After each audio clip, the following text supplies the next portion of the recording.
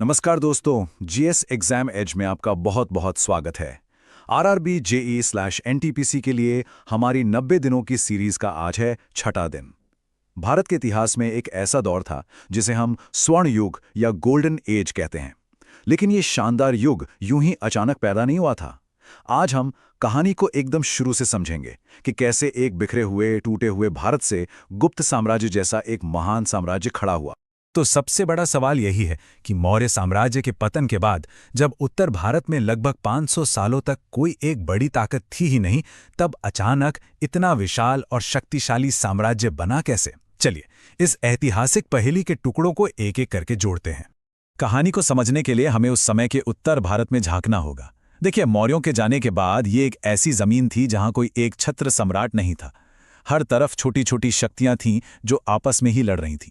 कह सकते हैं कि एक तरह का पावर वैक्यूम यानी शक्ति का शून्य पैदा हो गया था।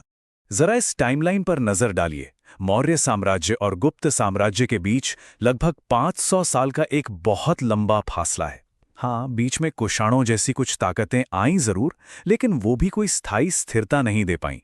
ये एक ऐसा राजनीतिक खालीपन था जिसे भरने के लिए इतिहास किसी नई बड़ी ताकत का इंतजार कर रहा था। तो सबसे जरूरी बात यह थी कि कोई सेंट्रल पावर नहीं थी। पूरा का पूरा क्षेत्र छोटे छोटे राजाओं का एक अखाड़ा बन चुका था जो लगातार एक दूसरे से लड़ते रहते थे। और इसी उथल पुथल और अराजकता के बीच से गुप्तों के उदय की कहानी शुरू होती है। देखिए, गुप्त राजवंश की शुरुआत किसी आलीशान महल या बड़ी जीत से नहीं हुई थी। ये कहानी एक बहुत ही मामूली, एक बहुत ही साधारण शुरुआत से निकलती है, जहां वे खुद मुख्तार शासक नहीं बल्कि किसी और के मातहत काम करते थे। इस वंश के संस्थापक थे श्रीगुप्त और उनके बाद गद्दी पर बैठे उनके बेटे घटोत्कच। लेकिन यहां एक बहुत दिलचस्प बात है, ये दोनों ही स्वतंत्र राजा नहीं थे। असल में ये शक्तिशाली कुषाण साम्राज्य के अधीन काम करने वाले सामंत थे। इनकी उपाधि भी सिर्फ महाराज थी, जो किसी बड़े सम्राट को नहीं बल्कि एक छोटे स्थानीय शासक को दर्शाती है। तो ये समझना जरूरी है कि सामंत का आखिर मतलब क्या है। आप समझ लीजिए कि वे एक बड़े साम्राज्य के नीचे काम करने वाले लोकल गवर्नर या सरदार होते थे। इससे हमें गुप्तों की शुरुआती हैसियत का अंदाजा लगता है। वे सत्ता के शिखर पर नहीं बल्कि सीढ़ी के काफी निचले पायदान पर थे। तो चलिए, अब कहानी में एंट्री होती है उस शख्स की जिसने इस राजवंश की किस्मत को हमेशा हमेशा के लिए बदल दिया। वो थे चंद्रगुप्त प्रथम, जिन्होंने एक छोटी सी जागीर को एक विशाल साम्राज्य में बदलने की नींव रखी। हालांकि संस्थापक श्रीगुप्त थे, लेकिन साम्राज्य बनाने का जो सपना था, जो महत्वाकांक्षा थी, वो चंद्रगुप्त प्रथम के साथ ही शुरू हुई। सही मायने में उन्होंने ही गुप्त परिवार को स्थानीय सामंतों की परछाई से निकालकर एक शाही शक्ति के रूप में दुनिया के सामने पेश किया। और ये जबरदस्त बदलाव उनकी उपाधियों में साफ साफ झलकता है। जहां उनके पिता और दादा सिर्फ महाराज थे, वहीं चंद्रगुप्त प्रथम ने महाराजा धीराज की उपाधि अपनाई, जिसका मतलब होता है राजाओं का राजा। ये सिर्फ एक टाइटल नहीं था, ये एक ऐलान था, एक विशाल साम्राज्य बनाने का ऐलान। इस तारीख को याद रखिएगा, 319 ईस्वी। ये सिर्फ वो साल नहीं था जब वे गद्दी पर बैठे, बल्कि इसे गुप्त सम्मत यानी गुप्त युग की ऑफिशियल शुरुआत माना जाता है। ये वो पल था जब गुप्तों ने दुनिया के सामने अपनी आजादी और अपनी ताकत का डंका बजाया। तो सवाल ये उठता है कि एक सामंत का बेटा अचानक इतना ताकतवर कैसे बन गया? इसका जवाब छिपा है एक बहुत ही चतुर, एक बहुत ही रणनीतिक कदम में। उन्होंने उस समय के सबसे शक्तिशाली और सम्मानित कुलों में से एक लिच्छवी वंश की राजकुमारी कुमार देवी से शादी की। दोस्तों, ये सिर्फ एक शादी नहीं थी, ये एक पॉलिटिकल मास्टर स्ट्रोक था जिसने गुप्तों के लिए सत्ता के सारे दरवाजे खोल दिए। इस एक शादी से उन्हें 3 बड़े फायदे हुए। पहला, उन्हें लिच्छवियों की सैनिक और राजनीतिक ताकत का साथ मिला। दूसरा, एक पुराने क्षत्रिय वंश से जुड़कर समाज में उनकी वैधता और सम्मान बढ़ गया। और तीसरा, इसी नई शक्ति और सम्मान ने उन्हें अपने साम्राज्य का विस्तार करने का आत्मविश्वास दिया। चंद्रगुप्त प्रथम ने सिर्फ साम्राज्य की नींव ही नहीं रखी, बल्कि उन्होंने ये भी पक्का किया कि ये उनके बाद भी फलता फूलता रहे। और उनका आखिरी फैसला शायद उनके सबसे असरदार फैसलों में से एक था। जरा उस सीन को इमेजिन कीजिए। एक बूढ़ा सम्राट, दरबार खचाखच भरा हुआ है और वो अपने उत्तराधिकारी का नाम बताने वाले हैं। ये वो पल था जिसने गुप्त साम्राज्य के भविष्य की दिशा तय कर दी। उस समय की परंपरा थी ज्येष्ठाधिकार, यानी राजगद्दी सबसे बड़े बेटे को ही मिलती थी। लेकिन चंद्रगुप्त प्रथम ने इस सदियों पुरानी परंपरा को तोड़ने की हिम्मत दिखाई। उन्होंने जन्म को नहीं बल्कि योग्यता को चुना और अपने सबसे काबिल बेटे समुद्रगुप्त को अपना वारिस घोषित कर दिया। लेकिन ये फैसला हर किसी को पसंद नहीं आया। ऐतिहासिक प्रयाग प्रशस्ति हमें बताती है कि इस घोषणा के बाद दरबार में मौजूद शाही परिवार के दूसरे राजकुमारों के चेहरे उतर गए थे। ये हमें उस समय की दरबारी राजनीति और जलन की एक सच्ची झलक देता है। और इस एक साहसी फैसले के साथ चंद्रगुप्त प्रथम ने सिर्फ एक उत्तराधिकारी नहीं चुना, बल्कि उन्होंने भारत के सबसे महान सम्राटों में से एक समुद्रगुप्त के लिए रास्ता बिल्कुल साफ कर दिया। कहानी यहाँ खत्म नहीं होती, बल्कि यहाँ से एक नए और कहीं ज्यादा शानदार अध्याय की शुरुआत होती है। तो ये हमें एक बड़े सवाल पर सोचने के लिए मजबूर करता है। चंद्रगुप्त प्रथम की दूरदर्शिता, चाहे वो उनका रणनीतिक विवाह हो या फिर योग्यता के आधार पर उत्तराधिकारी चुनने का फैसला, असल में वही नींव थी जिस पर आगे चलकर गुप्त साम्राज्य का सुनहरा युग खड़ा हुआ। ये दिखाता है कि कैसे एक संस्थापक का सही विजन एक पूरी सदी की तकदीर लिख सकता है। आज हम बात करने वाले हैं भारतीय इतिहास के एक ऐसे शहंशाह की, जिनकी तलवार ने बड़े बड़े साम्राज्यों की नींव हिला दी और जिनकी वीणा की धुन ने कला को एक नई जिंदगी दी। चलिए सम्राटों के सम्राट समुद्रगुप्त की दुनिया में चलते हैं। ये कोई मामूली तारीफ नहीं है। ये शब्द उनके दरबारी कवि हरिशेन ने प्रयाग प्रशस्ति में लिखवाए थे। मतलब एक ऐसे राजा की तस्वीर जो इतना शक्तिशाली था कि लोग उसे धरती पर चलता फिरता देवता मानते थे। जरा सोचिए, सदियों तक एक पत्थर का खंबा बस यूं ही खड़ा रहा और उस पर एक महान राजा की पूरी कहानी छिपी हुई थी। किसी को कुछ पता ही नहीं था। फिर जेम्स प्रिंसेप आए और जैसे ही उन्होंने उस ब्राह्मी लिपि को पढ़ा, इतिहास का एक खोया हुआ पन्ना मानो फिर से जिंदा हो गया। तो आज हम इसी सफर पर निकलने वाले हैं। हम उस रहस्यमयी खंबे से अपनी कहानी शुरू करेंगे, फिर देखेंगे कि कैसे सम्राट का उदय हुआ, उनकी जबरदस्त मिलिट्री स्ट्रैटेजी को समझेंगे, जानेंगे कि वो एक योद्धा के साथ साथ एक कलाकार कैसे थे, और आखिर में उनकी विरासत पर और उनके बाद कौन आया, इस पर भी एक नजर डालेंगे। तो चलिए सबसे पहले उस पिलर की ही कहानी से शुरू करते हैं जिसने समुद्रगुप्त को इतिहास में हमेशा के लिए अमर कर दिया। देखिए, ये खंबा अपने आप में इतिहास की दो परतें समेटे हुए है। एक तरफ सम्राट अशोक का शांति का संदेश था, और फिर कई सदियों बाद उसी खंबे पर समुद्रगुप्त के दरबारी कवि हरिशेन ने लिखवाई उनकी जीत की पूरी गाथा, जिसे हम आज प्रयाग प्रशस्ति के नाम से जानते हैं। अच्छा, अब आते हैं समुद्रगुप्त की शुरुआती जिंदगी पर। देखिए, उनके लिए सिंहासन तक पहुंचना कोई आसान काम नहीं था। रास्ता चुनौतियों से भरा हुआ था। समुद्रगुप्त का खानदान बहुत बड़ा था। उनके पिता चंद्रगुप्त प्रथम गुप्त साम्राज्य के संस्थापक थे और उनकी मां कुमार देवी उस दौर के बहुत ताकतवर लिच्छवी गणराज्य की राजकुमारी थी। इसी वजह से समुद्रगुप्त बड़े गर्व से खुद को लिच्छवी दौहित्र कहते थे, मतलब लिच्छवियों का नाती। इससे सिंहासन पर उनका दावा और भी ज्यादा मजबूत हो जाता था। लेकिन ये इतना सीधा भी नहीं था।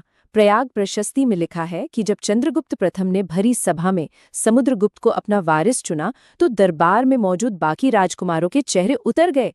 साफ जाहिर था कि परिवार के अंदर ही एक बड़ी खींचतान चल रही थी।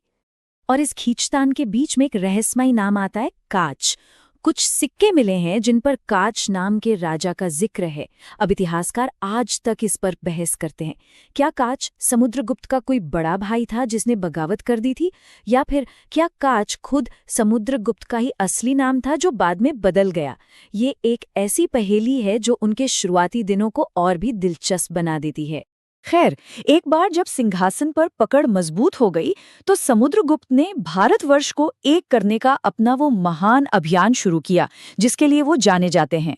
और उनकी रणनीति बस कमाल की थी। अब ये देखिए, ये वाकई में बहुत दिलचस्प है। उनकी दोहरी रणनीति। उत्तर भारत यानी आर्यावर्त के लिए उनकी पॉलिसी थी प्रसभोद्धरण, मतलब जबरदस्ती जड़ से उखाड़ फेंको। उन्होंने 9 राजाओं को हराया और उनके राज्यों को सीधे गुप्त साम्राज्य का हिस्सा बना लिया। लेकिन दक्षिण भारत यानी दक्षिणापथ के लिए उन्होंने एक बिल्कुल अलग पॉलिसी अपनाई, ग्रहण मोक्षानुग्रह। मतलब पहले कब्जा करो, फिर आजाद कर दो और उन पर कृपा करो। उन्होंने 12 राजाओं को हराया, लेकिन फिर उनका राज उन्हें वापस लौटा दिया और उन्हें अपना वफादार बना लिया, जो उन्हें टैक्स देते थे। ये सिर्फ मिलिट्री जीनियस नहीं था, ये एक जबरदस्त पॉलिटिकल सोच थी। और उनका दबदबा सिर्फ यहीं तक नहीं रुका। मध्य भारत के जंगली इलाकों के राजा उनके सेवक बन गए। असम, बंगाल और नेपाल जैसे सीमा के राज्य उन्हें टैक्स देने लगे। इतना ही नहीं, शक और कुषाण जैसी विदेशी ताकतों ने भी उनकी हुकूमत मान ली थी। सोचिए, श्रीलंका के राजा तक ने बोधगया में एक मठ बनाने के लिए उनसे इजाजत मांगी थी। लेकिन समुद्रगुप्त सिर्फ एक महान विजेता ही नहीं थे। उनकी शख्सियत का एक और पहलू था जो उन्हें और भी खास बनाता है, एक कलाकार और विद्वान का पहलू। जरा उनकी उपाधियां देखिए, इन्हीं से पूरी कहानी पता चलती है। महाराजाधिराज यानी राजाओं के भी राजा, अश्वमेधपति यानी अश्वमेध यज्ञ करने वाला, और सबसे दिलचस्प कविराज यानी कवियों का राजा। जी हाँ, जो हाथ इतनी सफाई से तलवार चलाता था, वही हाथ वीणा के तारों पर भी जादू बिखेरता था। उनके कुछ सिक्कों पर उन्हें वीणा बजाते हुए दिखाया गया है। ये एक ऐसे सम्राट की तस्वीर है जिसमें युद्ध और कला दोनों में महारत हासिल की थी। तो ऐसे महान राजा की विरासत क्या थी? उनकी जीतों ने उन्हें चक्रवर्ती सम्राट बना दिया था। लेकिन आज के इतिहासकार उनकी तुलना एक और मशहूर विजेता से करते हैं। इतिहासकार विंसेंट आर्थर स्मिथ ने समुद्रगुप्त को भारत का नेपोलियन कहा। ये उनकी मिलिट्री काबिलियत को एक बहुत बड़ा सम्मान था। लेकिन यहाँ एक बहुत जरूरी बात है, ये तुलना शायद पूरी तरह सही नहीं है, बल्कि समुद्रगुप्त के साथ थोड़ी नाइंसाफी भी है। क्यों? क्योंकि नेपोलियन को अपनी जिंदगी में वाटरलू की लड़ाई में हार का सामना करना पड़ा था, पर समुद्रगुप्त वो अपने जीवन में एक भी लड़ाई कभी नहीं हारे। इस हिसाब से तो वो शायद नेपोलियन से भी बड़े मिलिट्री रणनीतिकार थे। उनका शासनकाल लगभग 335 ईस्वी में शुरू हुआ और करीब 380 ईस्वी तक चला। इन 45 सालों में उन्होंने एक ऐसा विशाल और मजबूत साम्राज्य खड़ा कर दिया था जिसकी कोई मिसाल नहीं थी। हर महान युग की तरह समुद्रगुप्त का दौर भी एक दिन खत्म हुआ, लेकिन उन्होंने गुप्त वंश के लिए एक ऐसे सुनहरे भविष्य की नींव रखी थी जो अभी शुरू ही हुआ था। लगभग 380 ईस्वी में उनके निधन के बाद उनकी ये जबरदस्त विरासत उनके बेटे चंद्रगुप्त द्वितीय को मिली, जिन्हें इतिहास में हम विक्रमादित्य के नाम से भी जानते हैं। समुद्रगुप्त की जीतों ने एक स्वर्ण युग की शुरुआत की थी, पर सवाल ये है कि क्या उनका उत्तराधिकारी उस युग को और भी ऊंचाई पर ले जा सका? क्या वो अपने महान पिता की विरासत से भी आगे निकल पाया? गुप्त ने साम्राज्य को विशाल बना दिया था, अब बारी थी इसे महान बनाने की, और ये जिम्मेदारी उठाई उनके बेटे चंद्रगुप्त द्वितीय ने, जिन्हें दुनिया आज भी विक्रमादित्य के नाम से याद करती है। और यहीं पर बाप और बेटे का फर्क साफ नजर आता है।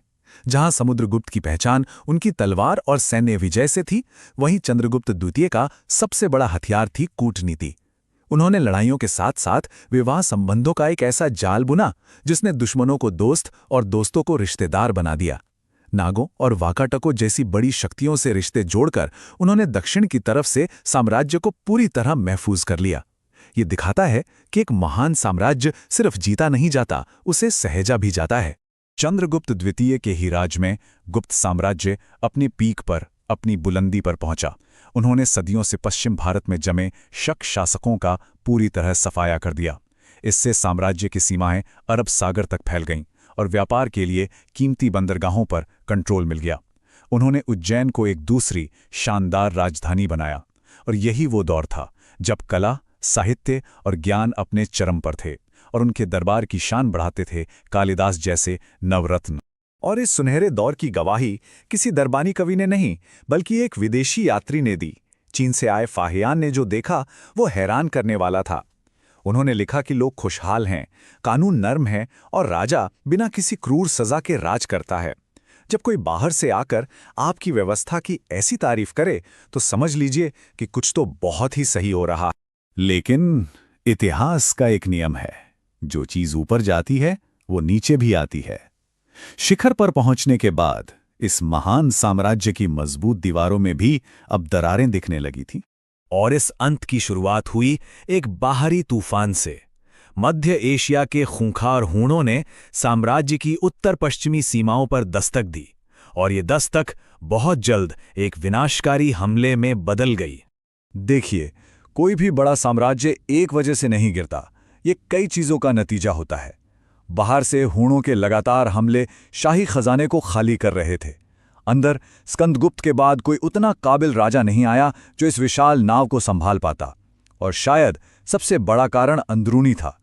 जिन सामंतों को साम्राज्य का स्तंभ बनाया गया था, वही अब दीमक की तरह नींव को खोखला करने लगे थे। वो ताकतवर होकर खुद को आज़ाद घोषित कर रहे थे और राजधानी पाटलिपुत्र का नियंत्रण कमज़ोर पड़ता जा रहा था। और इन सब का नतीजा ये हुआ कि 6वीं शताब्दी के मध्य तक यानी 550 ईस्वी आते आते भारत का वो महान साम्राज्य बस इतिहास के पन्नों में सिमट कर रह गया।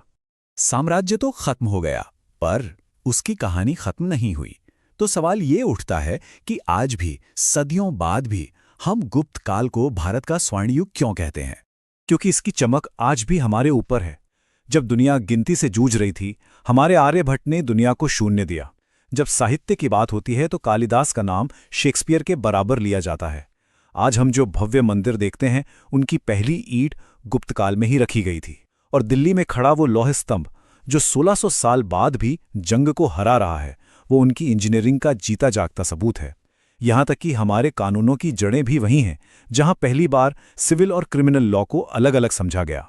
तो हाँ, गुप्त साम्राज्य की राजनीतिक सरहदें तो कब की मिट गईं, लेकिन जो उन्होंने शुरू किया था, ज्ञान की खोज, कला का सम्मान और विज्ञान की तरक्की, वो आज भी हमारी दुनिया को आकार दे रही है। तो सवाल ये उठता है कि क्या एक साम्राज्य सिर्फ जमीन का एक टुकड़ा है, या फिर एक सोच? और क्या कोई महान सोच कभी मर सकती है?